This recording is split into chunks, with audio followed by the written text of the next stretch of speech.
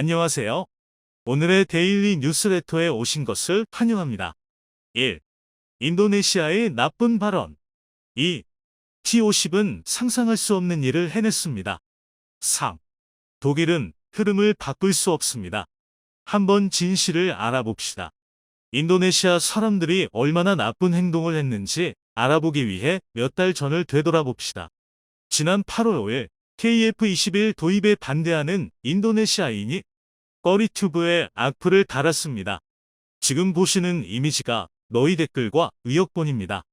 너희가 그의 말을 정리하면 인니가 돈을 내지 않은 것은 한국이 기술 공유를 거부했기 때문이고, 그래서 이에 격분한 인니가 한국을 퇴출하기 위해 미국, 러시아, 프랑스제 첨단 전투기를 도입했다고 말합니다. 어차피 기술을 주지 않는다면 이제 겨우 비행한 엉터리 한국산보다 외산 전투기가 낫다는 것인데요. 댓글 하나로 모든 걸 단정 지을 수는 없지만 확실한 건 인니 정부가 얼마나 무능하고 부패했는지를 보여줍니다. 설계, 작동 방식, 사용하는 무기, 들어가는 부품이 전부 다른 세 나라의 전투기를 한 번에 산다는 것은 비능률의 극치이기 때문이네요.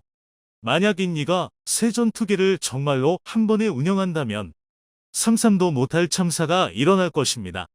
하지만 이런 현실에도 불구하고 많은 인니인들이 진심으로 자신들이 좋은 선택을 했다고 믿고 있습니다.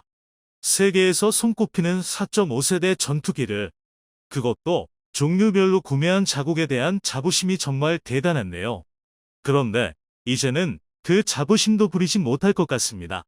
인니가 구매하기로 했던 F-15 전투기의 생산이 멈췄기 때문입니다. 원인은 제작사인 보잉이 있습니다. 최근 보잉은 우리 국민들이 아주 싫어하는 감질의 대표 기업이 됐습니다. 한국에게 수조 원에 달하는 전투기 개량 비용으로 덤터기를 씌우며 감질을 하려 했기 때문인데요. 그런데 비슷한 짓을 자기 기업의 직원들에게도 했던 모양입니다. 양 회사가 어린다며 퇴직연금을 건드렸다가 대규모 파업이 일어났습니다. 이에 따라 보잉만 믿고 한국의 뒤통수를 쳤던 인도네시아가 발칵 뒤집혔습니다. 보람에 대신 들여오려던 F-15에 문제가 생기면서 어마어마한 규모의 전력 공백이 발생한 것입니다. 심지어 엎친 데 덮친 격으로 프랑스가 라파를 공급하지 않고 있습니다. 보람의 사건으로 국제사 기꾼 취급을 받게 된 인니에게 대금을 납부하지 않으면 전투기를 팔지 않겠다고 선언한 것입니다. 이것만 보면 정의는 승리한다는 말이 맞는 것 같기도 한데요. 그래서 준비했습니다. 오늘은 한국에 시비 걸던 인니의 전투기 전력 공백으로 발생되는 참사와 세계 최대의 항공사 보잉의 몰락이 항공기 시장에 미치는 파장에 대해 알려드리겠습니다. 지난 2010년 7월 15일 김태형 당시 국방부 장관과 변묵은 방위사업청장이 참석한 자리에서 한국과 인니의 KF-X 공동개발 MOU가 체결됐습니다. 그리고 당시까지만 하더라도 많은 군 전문가들이 한국과 인니의 협력에 긍정적인 평가를 내렸습니다. 자국산 수송기 CN-235를 개발한 인도네시아와 설계와 해석, 시험평가, 시제기 제작, 감함 인증을 공동으로 진행해 KF-X 사업에 속도가 붙으리라 생각한 것입니다. 그러나 이 기대는 철저하게 배신당했습니다. 사업단이 발족한 2016년 1월 1일부터 2017년까지 자신들의 경제 사정을 이유로 일방적으로 분담금 미납을 시작했고, 기대했던 기술 지원도 거의 없었습니다. 되려 코로나를 명분으로 기술진을 철수시켰는데요. 그 결과 한국은 당초 계획과 달리 오로지 한국의 힘만으로 보람의 시제기를 제작해야 했습니다. 이 때문에 보람의 사업이 실패할 뻔했는데요. 하지만 이런 시련조차 우리 개발진의 열정을 막지는 못했습니다. 차세대 전투기를 오직 우리 힘만으로 단독 개발을 해낸 것입니다. 이렇게 한국이 보란 듯이 성공하자 국내에서 인니 퇴출론에 힘이 실렸습니다. 아무런 도움도 주지 않으면서 목소리만 큰 진상을 잘라버리고 차라리 이대로 독자 개발을 진행하자는 것이죠. 당연히 이 사실은 얼마 지나지 않아 인니에 알려졌습니다. 이에 따라 인니의 국론이 둘로 갈렸는데요. 먼저 아나는 조코 위도도 대통령을 지지하는 친한파입니다. 이들은 지금이라도 서둘러 분담금을 지급해 한인 협력을 유지하는 것이 인니의 국익에 이롭다고 주장했습니다. 하지만 반대파들도 만만치 않았습니다. 그 중심에는 인니 국방장관 프라보가 있습니다. 프라보는 인내의 독재자 수하르토의 사이로 조코 위도도의 한국산 무기 도입을 사사건건 방해한 인물입니다. 그는 선진국의 턱걸이 한국이 개발에 성공한 무기보다 믿을 만한 다른 선진국의 무기를 사자고 주장했습니다. 지난 수년간 있었던 인내의 만행중 상당수가 프라보의 작품이었을 정도입니다. 하지만 이런 막장 행보에도 조코 위도도는 프라보를 해임하지 못했습니다.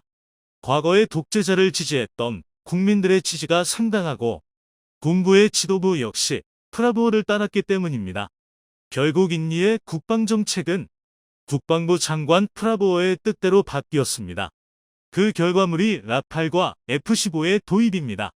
2022년 2월 10일 인도네시아는 라팔 42기와 F-15 EX-8기를 도입한다고 밝혔습니다. 그리고 같은 날 미국 정부가 풀옵션의 F-15 EX를 인도네시아에 판매하는 것을 승인했습니다. KF-21 48대를 대신해 제공권을 줄 미들급 라팔 42기와 다양한 공대지 임무를 수행할 수 있는 하이급 F-15EX-8대로 미래인이 공군을 편제하겠다는 것입니다. 이 소식에 프라보와 지지자들이 환호했습니다. 이제 겨우 비행을 한 해 만에 하는 한국산 전투기보다 여러 차례 실전에서 성과를 입증한 F-15와 라팔이 훨씬 좋다며 인니가 동남아 최강 공군이 될 것이라고 확신한 것입니다. 그런데 인니 국민들이 모르는 것이 있습니다. 바로 엄청난 비효율과 예산 낭비 그리고 부정부패입니다. 이번에 인니가 프랑스로부터 구입한 라팔 42대의 도입가는 총 81억 달러, 그러니까 우리 돈 10조 5,700원입니다. 이는 기체 하나 당 2,500억 원 정도 하는 것입니다. 그리고 미국이 승인한 F-15EX 8대의 수출가는 대당 하나로 5,040억 원쯤 하는데요. 그러니까 F-15EX 8대에 4조 320억 원이 필요합니다. 따라서 인니가 이번에 구입하는 전투기 50대의 총 도입비는 이는 정말 비정상적으로 미칠 듯이 비싼 금액입니다. 그렇다고 사기는 아닙니다. 미사일부터 각종 수리 부속과 예비 엔진까지 모든 서비스가 포함된 가격이니 너무하다 싶기는 해도 국제 표준에 가까운 금액이긴 합니다. 하지만 그래도 비싼 것은 사실입니다.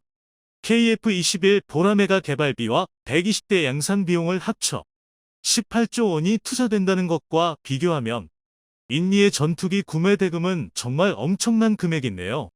그런데 개발비를 빼고 양산 단가를 기준으로 하면 격차가 더 심합니다.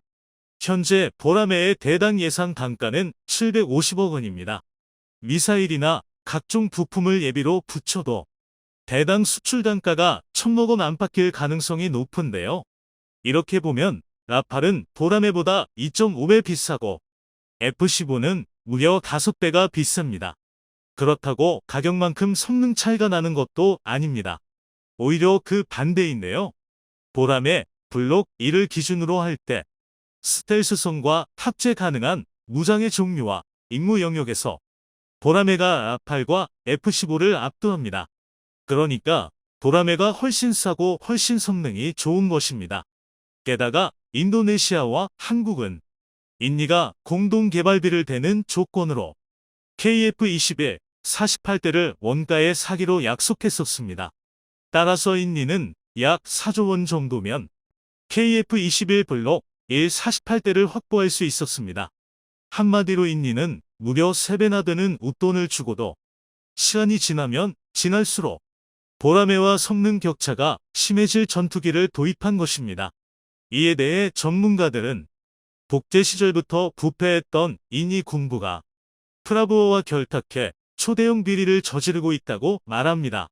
수입 대금의 1%만 받아도 수천억 원에 달하는 거대 사업이다 보니 그럴싸한 명분을 붙이기 좋기 때문에 가격이 비싼 F-15와 라팔을 골랐다는 것입니다. 그런데 인니의 문제는 이게 다가 아닙니다. 전투기의 유지 관리도 안 됩니다. 현재 인도네시아는 프랑스산 전투기를 운용하지 않습니다.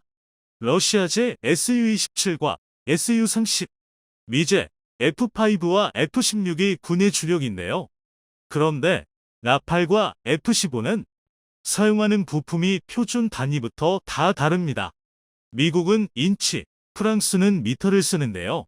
그래서 부품 호환도 안 되고 조종법도 다릅니다. 당연히 훈련기도 다른 것을 써야 하는데요. 군사학을 조금만 안다면 군의 무기를 여러 국가의 장비로 써야 한다는 건 정말 심각한 문제로 인식하기 마련입니다. 이를 잘 보여주는 사례가 폴란드입니다.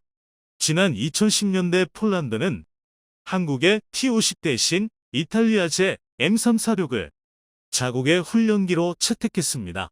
M346공화이 저렴한 것도 있었지만 미그-29와 Su-21을 주력으로 쓰던 폴란드 공군 입장에서 러시아 훈련기 야크-130을 원본으로 한 M346이 더 좋다고 생각한 것입니다. 하지만 폴란드 공군의 전투기가 전부 미제로 교체되자 폴란드는 곧바로 M346을 버리고 FA-50-48대 구입을 결정했습니다. 중견국인 폴란드마저도 여러 체계를 섞어 쓸 수 없다는 것을 알고 있었기 때문입니다. 그리고 FX 사업에서 한국이 유로파이터나 라팔이 아니라 F-15K를 선택한 건 역시 같은 이유입니다. 그런데 인나는 프랑스와 미제 전투기를 동시에 도입했습니다. 심지어 러시아제, 브라질제 전투기도 운용 중인데요. 이래서야 누군가 실수로 F-15에 소련제 볼트를 끼울지도 모르는 일입니다. 간단히 말해 종류별로 부품을 사야 해서 돈은 돈대로 무진장 나가는데 관리가 어려워 가동률은 낮아지고 사고 위험은 폭증하게 된 것입니다. 이 정도면 국가 전력은 곤두박질 칠 수밖에 없습니다.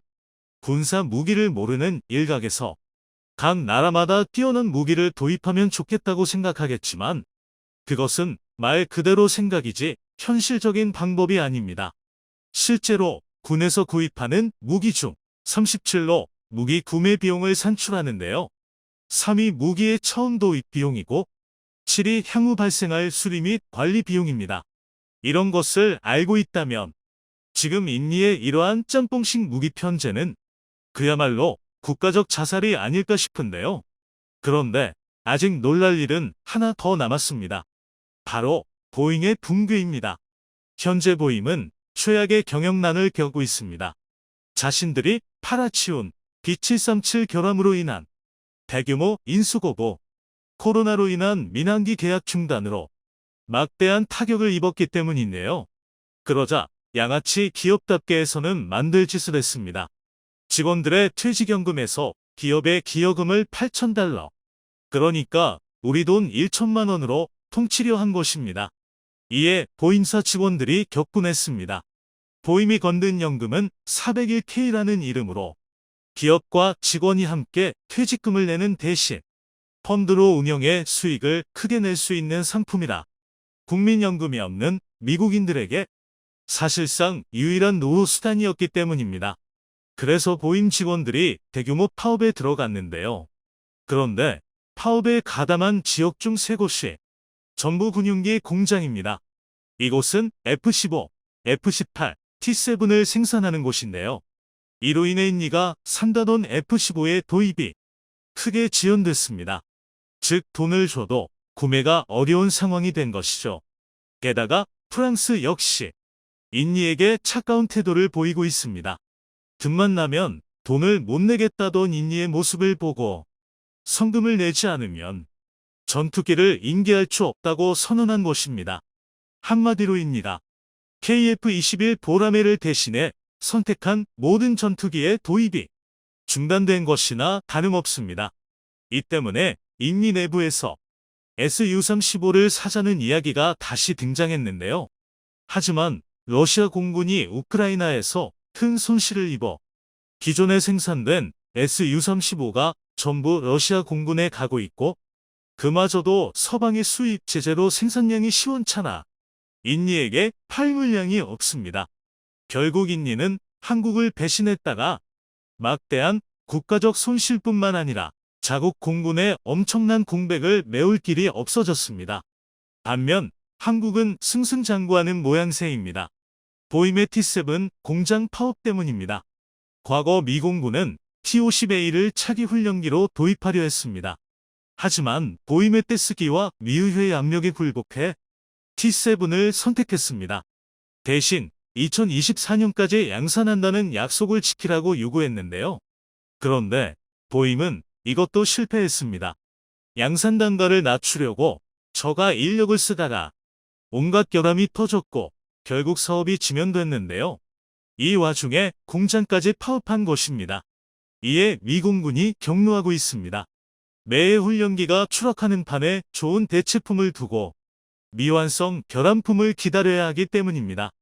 이 덕에 T-50을 미 공군이 다시 선택할 수 있다는 이야기가 나오고 있습니다. 이와 함께 이 막장극을 옆에서 지켜보던 미 해군이 보임의 감질에 분노해 자신들이 진행 중인 차기 훈련기의 요구사항을 크게 올렸습니다.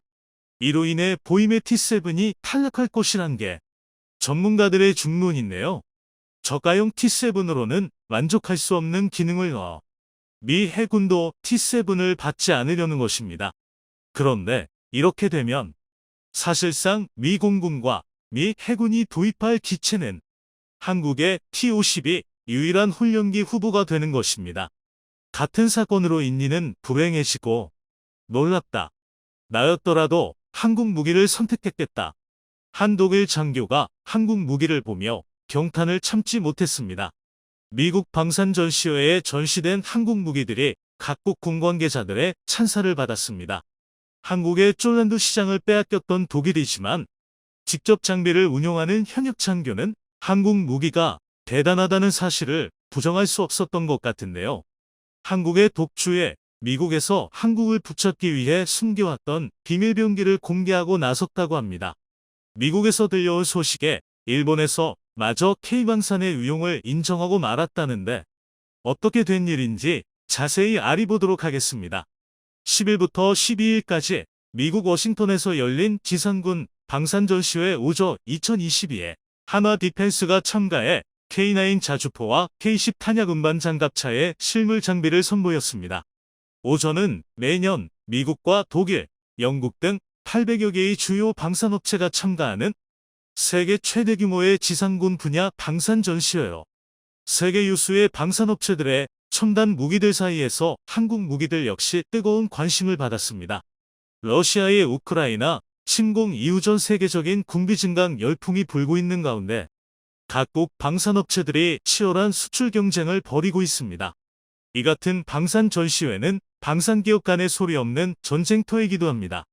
수많은 전시관 중에서 한국의 첨단 기갑 차량들이 전시된 한화 디펜스 전시관에 외국군 관계자들의 발길이 끊이질 않았다고 하는데요.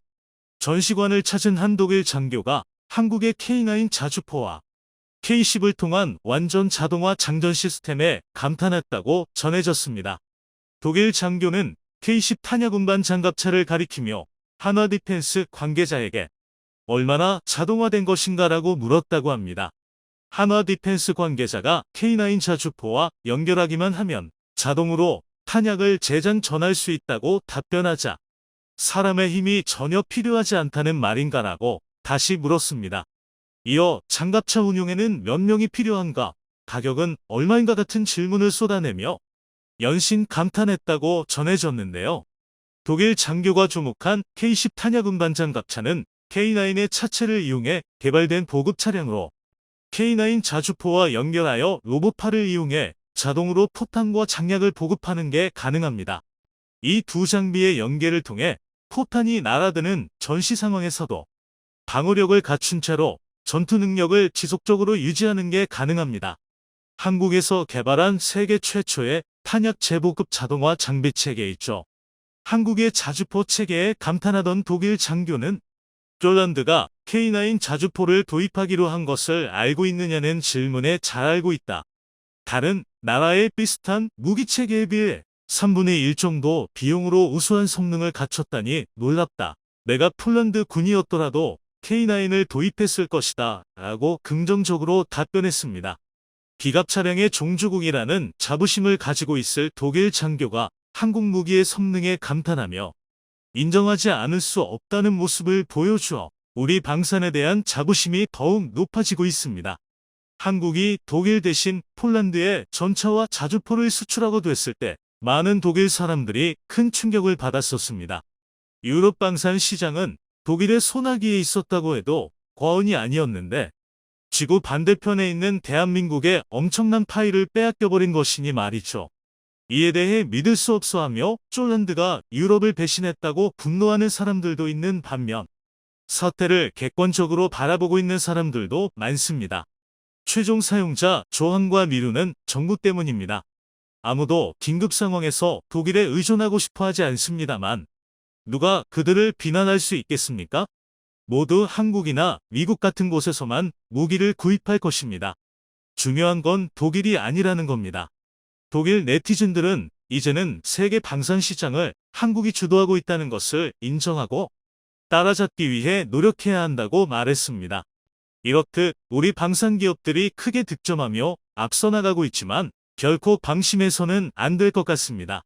무기 산업의 첨단을 달리고 있는 미국이 이번 박람회에서 새로운 전차를 공개해 큰 화제를 불러 모았습니다.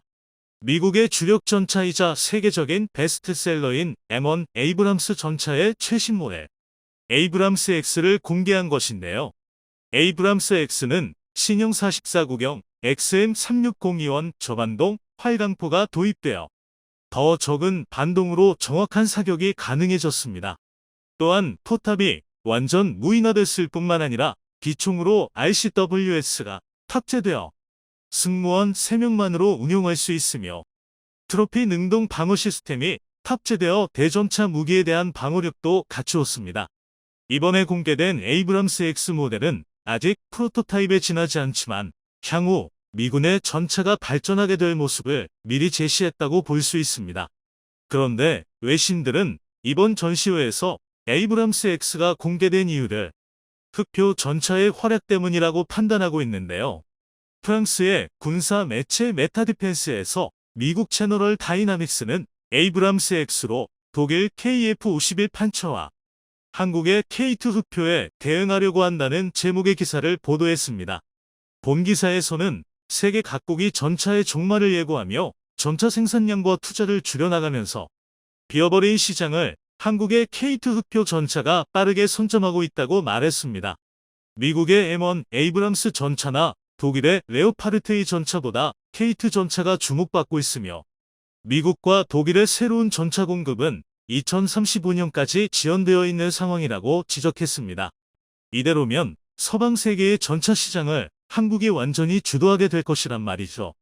위기의식을 느끼고 독일에서 차세대 전차 KF-51을 내세웠고 미국 역시 에이브람스 X를 제시하며 한국 전차의 진격에 대응하고 나선 것입니다.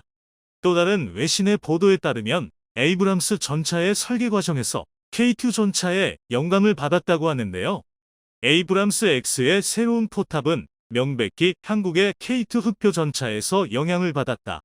실제로 에이브람스 X의 포탑 디자인이 기존 에이브람스 전차의 포탑보다 K2 전차의 포탑 구조와 더욱 유사함을 알 수 있습니다.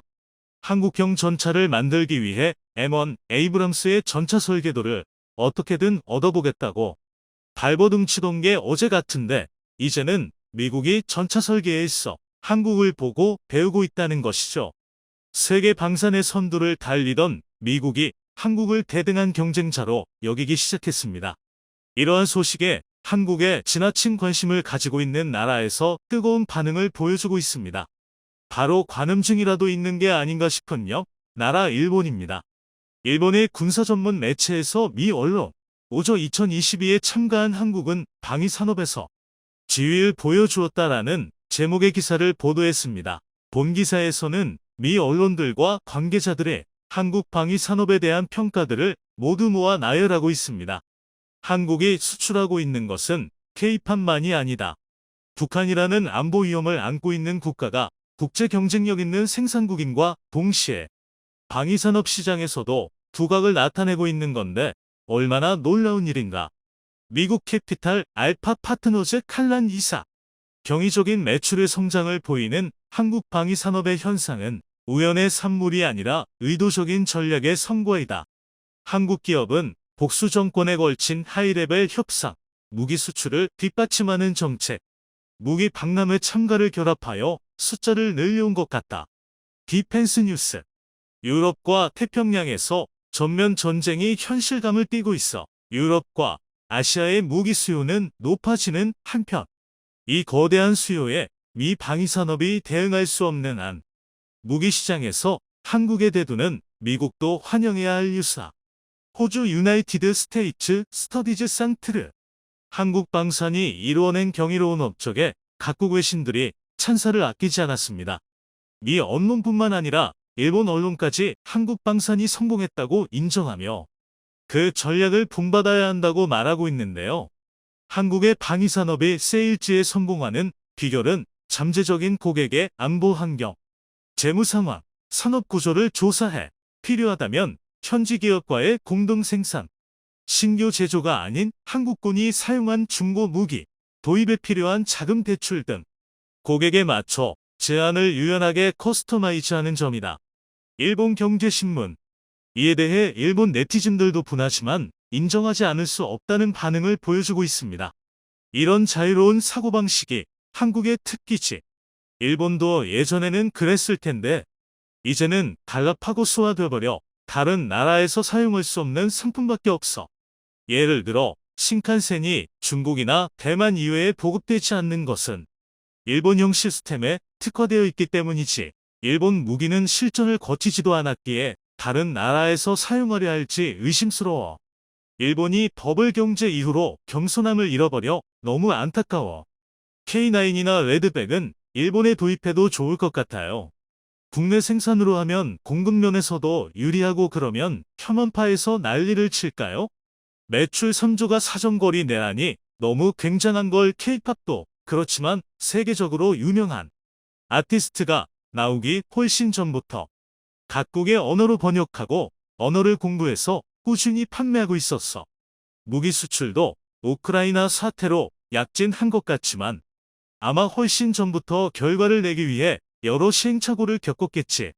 일본이 무기 수출에서 출발선에 설 때쯤이면 적어도 나는 환갑 정도일까.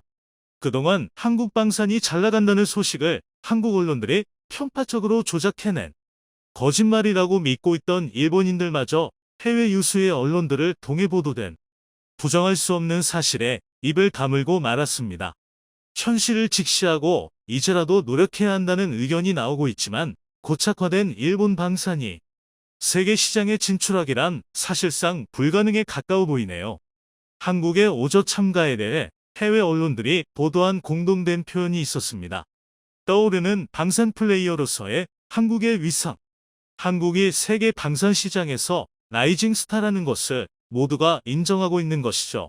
아시아를 넘어 미국까지 뻗어나가고 있는 K방산이지만 방심은 금물일 것입니다. 세계 방산의 절대자였던 미국이 한국을 전력으로 상대해야 할 경쟁자로 인식하기 시작했으니까요. K방산이 정상에 올라설 그날까지 멈추지 않고 나아갈 수 있도록 한국 방산 기업들의 열렬한 지지를 보냅니다.